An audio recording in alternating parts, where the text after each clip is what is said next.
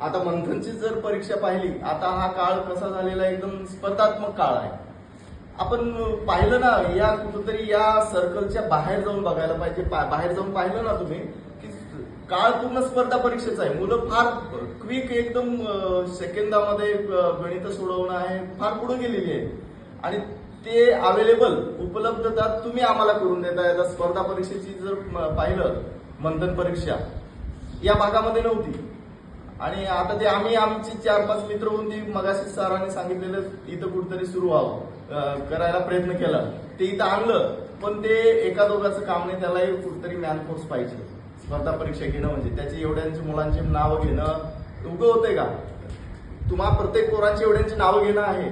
आणि या नावं घेऊन तुमची फी जमा करून ही फी कुठं त्या नगरला पाठवणं आहे. आणि तिथून ती पुस्तकं येतात आणि प्रत्येकाला डिस्ट्रीब्यूट करणं, याच्यासाठी काहीतरी मॅनफोर्स लागतो. आपण 400 रुपये माझ्या पोरांचे दिलेच, संपला विषय. पण ह्याच्या मागे फार मोठं कार्य आहे. याच्या मागे मला वाटतं तुमचे बरेच माणसं गुंतून आहेत, तुमच्या स्टाफचे माणसं गुंतून आहेत. कारण आम्ही 2 वर्ष आम्ही केलोय त्याचं काम, आम्हाला माहिती आहे. कारण त्याचं बरंच काही काम असतं की नावं घेणं, पुस्तक मागवणं, परत ती परीक्षा घेणं, पेपर आणणं, या बऱ्याच गोष्टी आहेत. आणि ते तुम्ही फक्त आमच्या मुलांसाठी करताय, आम्हाला त्याचा लाभ मिळवून देताय. त्याबद्दलही तुमचे खूप खूप आभार. आणि याच पद्धतीने जास्त काही बोलणार नाही मी.